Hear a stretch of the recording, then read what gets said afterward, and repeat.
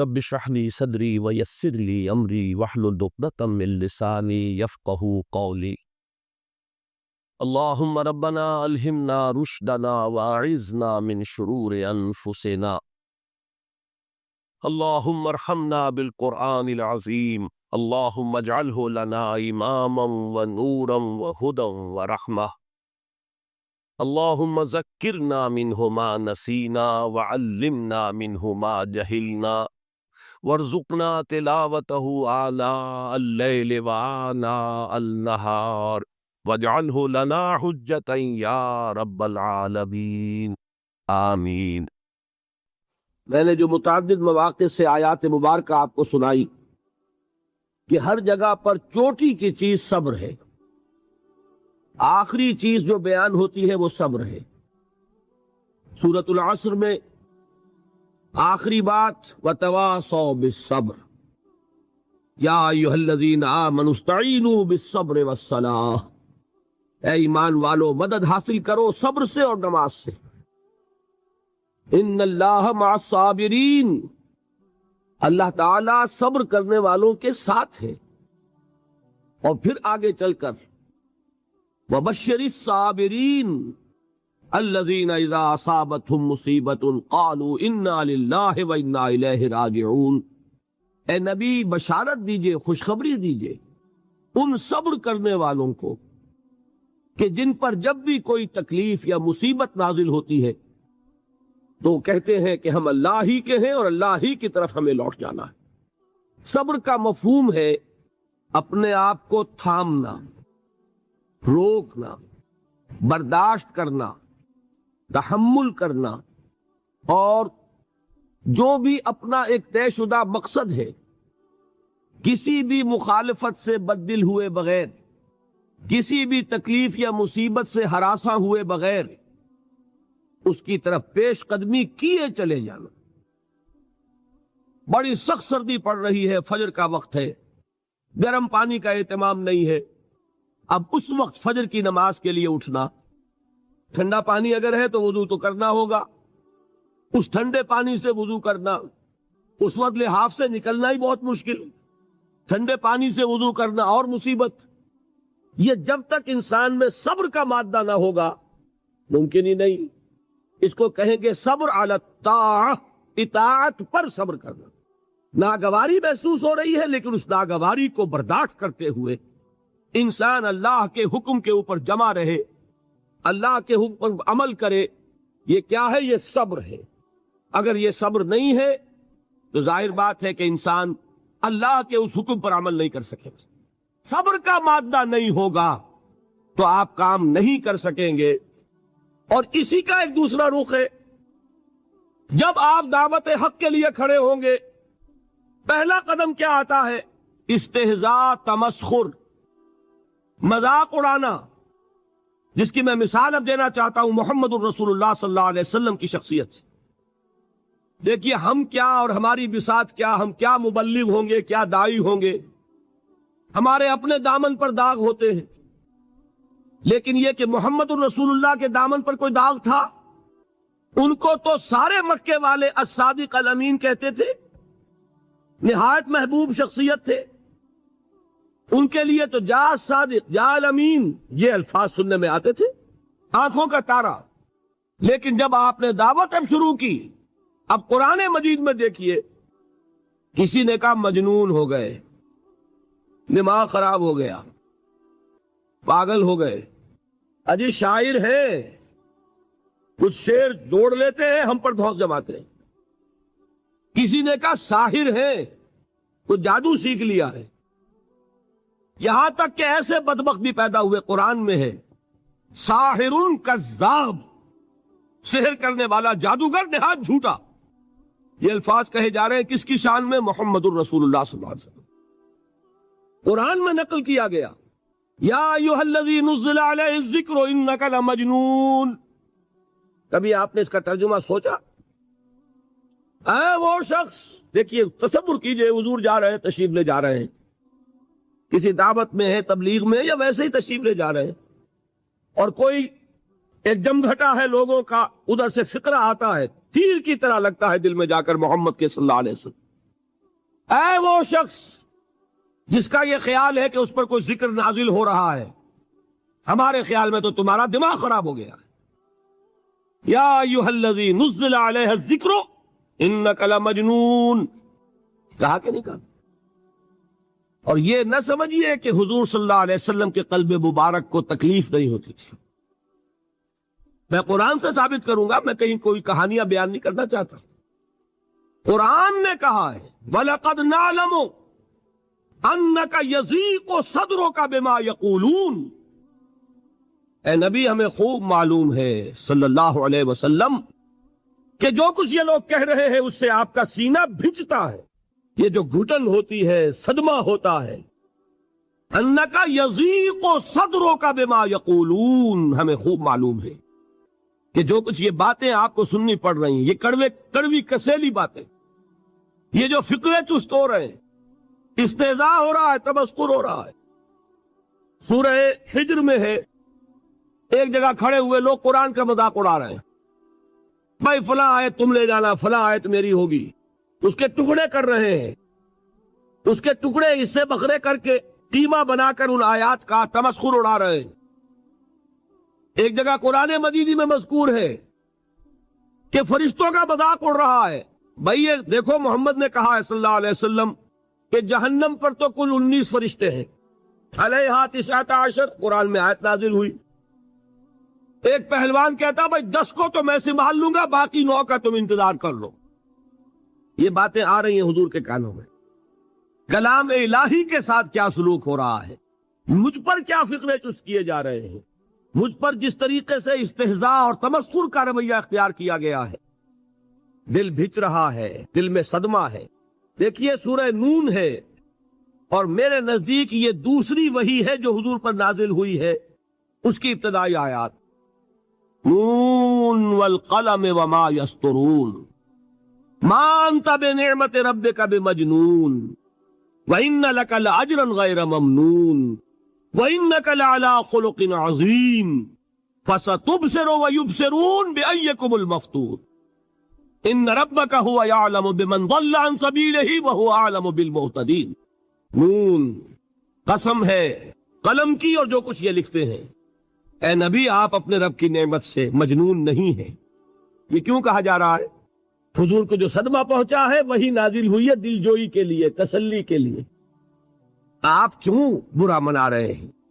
اے نبی آپ کیوں صدمہ اور رنج اور اندوہ محسوس کر رہے ہیں؟ ان بدبختوں کے کہنے سے کوئی آپ مجنون ہو جائیں گے؟ مانتا بے نعمت ربک بمجنون وَإِنَّ لَكَ لَأَجْرًا غَيْرَ مَمْنُونٍ، آپ کو جو یہ صبر کرنا پڑ رہا ہے، آپ کو جو یہ جھیلنا پڑ رہا ہے، اس کی وجہ سے آپ کو وہ اجر ملے گا جس کا سلسلہ کبھی منقطع نہیں ہوگا۔ وَإِنَّكَ لَعَلَىٰ خُلُقٍ عَظِيمٍ، اور اے نبی آپ تو خلق عظیم کے حامل ہیں۔ آپ کا اخلاق، آپ کا کردار، آپ کی سیرت، آپ کی شخصیت میں طہارت، نفاست، پاکیزگی، آج تک دنیا نے کوئی پاگل، کوئی مجنون ایسا بھی دیکھا؟ یہ ساری باتیں اللہ تعالیٰ حضور کی دلجوئی کے لیے فرما رہے ہیں۔ اس سے آپ اندازہ کیجئے کہ کتنا صدمہ ہوتا ہوگا۔ یہی ہے، اس ساری چیز کو جمع کیجئے تو یہ چیز کیا ہے؟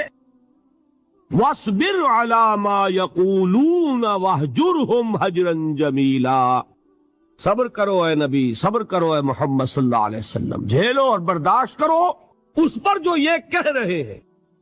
یریدون لیطفئوا نور اللہ بافواہہم، یہ چاہتے ہیں کہ اللہ کے نور کو اپنے منہ سے بجھا دیں، پھونکے مار کے ہی بس۔ نور خدا ہے کفر کی حرکت پہ خندہ زن، پھونکوں سے یہ چراغ بجھایا نہ جائے گا۔ یریدون لیطفئوا نور اللہ بافواہہم واللہ متم نورہ ولو کرہ الکافرون، یہ چاہتے ہیں کہ اپنے منہ کی پھونکوں سے اللہ کے نور کو بجھا دیں، حالانکہ اللہ تعالیٰ تو اپنے نور کا اتمام فرما کر رہے گا، خواہ ان کافروں کو کتنا ہی ناگوار ہو۔ اس کی ترجمانی ہے نور خدا ہے کفر کی حرکت پہ خنددن، پھونکوں سے یہ چراغ بجھایا نہ جائے گا۔ یہی وجہ ہے، دیکھیے مکی صورتوں میں خود نبی اکرم صلی اللہ علیہ وسلم کو اتنے مختلف پیرایوں میں صبر کا حکم دیا گیا۔ کچھ مثالیں میں دے چکا ہوں، وَلِرَبِّكَ فَاصْبِرْ، اسی طریقے سے وَاصْبِرْ كَمَا صَبَرَ أُولُو الْعَزْمِ مِنَ الرُّسُلِ، اے نبی صبر کیجئے جیسے کہ صبر کیا ہمارے اولو العزم رسولوں نے.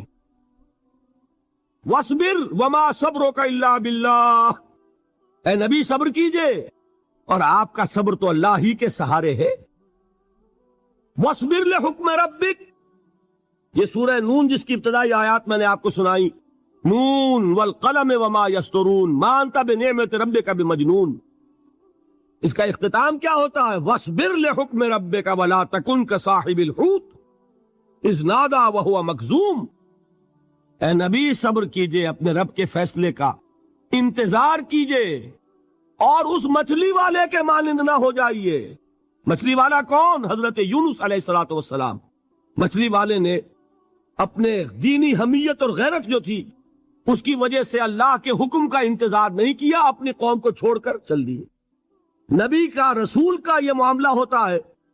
جیسے کہ آپ کو معلوم ہے کوئی افسر ہے کسی حکومت کا، وہ اپنی پلیس آف ڈیوٹی کو نہیں چھوڑ سکتا. He must stick to his place of duty.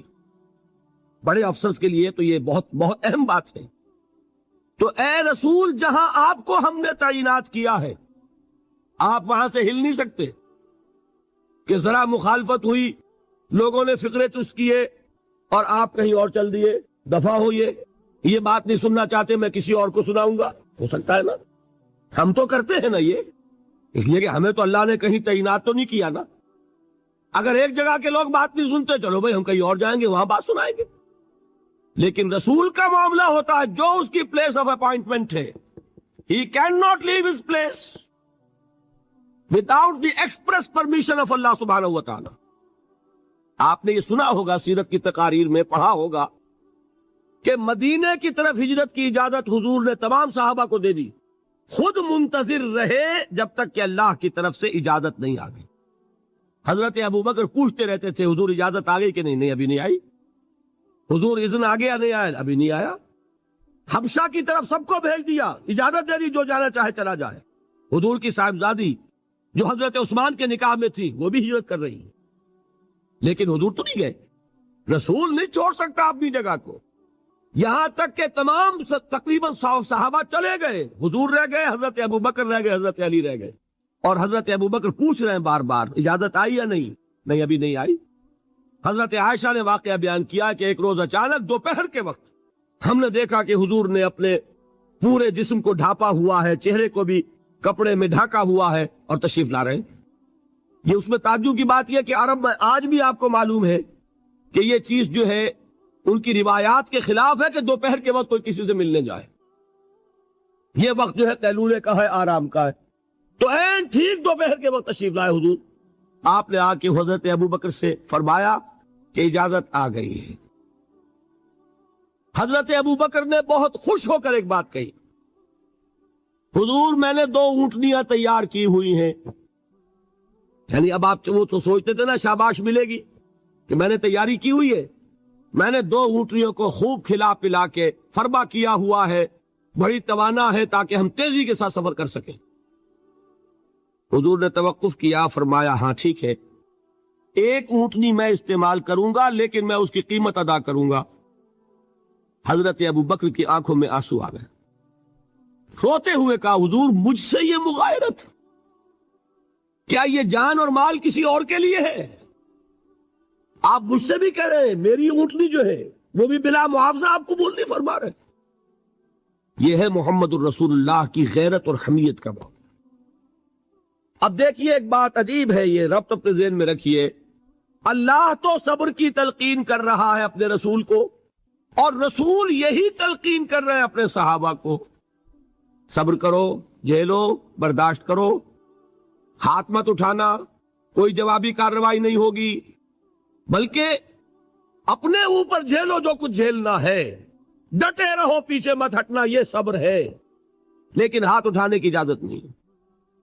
چنانچہ اب ذرا چشم تصور سے دیکھیے، ابو جہل اس نے جو بدترین روش اختیار کی، وہ ایک خاندان تھا حضرت یاسر، ان کی اہلیہ حضرت سمیہ، اور ان کے فرزند حضرت عمار رضی اللہ تعالی عنہم. یہ غلام نہیں تھے. حضرت سمیہ تو کنیز تھیں لیکن یاسر غلام نہیں تھے. ان کی کہانی یہ ہے، واقعہ یہ ہے کہ یہ بہت نیک آدمی تھے. یاسر یمن کے باشندے. انہیں کو خواب میں بشارت ہوئی کہ نبی کا ظہور ہونے والا ہے مکے میں، جاؤ شاید ان کے قدموں تک پہنچ جاؤ. یہ یمن سے ترک وطن کر کے مکے آ گئے. ابو جہل کا ایک چچا تھا، بہت شریف النفس انسان، اس کے ساتھ معاہدہ کیا حلیف بن کر، اور وہ مکے میں رہنے لگے. اس لیے کہ یہ نوٹ کر لیجئے، مکہ اس وقت ایک قبیلے کا شہر تھا، صرف قریش. یا قرشی رہ سکتا تھا وہاں، یا قرشی کا حلیف، کہ اگر تو کسی قرشی نے آپ کو امان دی ہوئی ہے تو آپ رہ سکتے ہیں مکے میں، ورنہ نہیں. یا تیسرے قرشی کا غلام. غلام تو ملکیت ہی ہے اس کی، جیسے بھیڑ بکری ہے کسی قرشی کی، اسی طرح اس کے غلام ہے. یہ 3 کیٹیگریز تھی انسانوں کی مکے میں. اسی کو نوٹ کیجئے کہ جو بیچارے غلام تھے وہ سب سے زیادہ ستائے گئے، اس لیے کہ غلاموں کے تو حقوق ہی کوئی نہیں تھے. بلال غلام تھے، ابو فقی غلام تھے، زنیرہ ایک کنیز تھی. ان کو جو ماریں پڑی ہیں اس کا آپ کو معلوم ہے. حضرت بلال کے ساتھ جو کو سمیہ ابن خلف نے کیا، کہ جس طریقے سے کہ حیوانوں کی لاشیں جو ہے کھینچ کر گھسیٹ کر لے جائی جاتی ہیں، ان کی گردن میں رسی ڈال کر گھسیٹتے، اسی طریقے سے حضرت بلال کے گردن میں رسی ڈال کر ٹھیک دوپہر کے وقت مکے کی سنگلاخ گلیوں کے اندر گھسیٹا جاتا تھا. نیچے زمین جل رہی ہے توے کی طرح، اور ویسا بھی ہوتا تھا کہ چت لٹا دیا، اوپر سے وہ آگ مکے کا کہ سورج جو ہے ذرا نوٹ کیجئے، آگ برسا رہا، نیچے زمین توے کی طرح جل رہی، اور ایک بھاری سل بھی لا کر جو ہے سر پر رکھ دی، چھاتی پر رکھ دی گئی ہے کہ آواز نہیں نکل رہی، جھاگ نکل رہے منہ سے. لیکن اس حال میں بھی احد احد احد، ایک ایک اللہ، قل هو اللہ احد، الفاظ نکل رہے. یہ ہے وہ صبر، صبر علی الابتلاء، صبر علی الایذاء.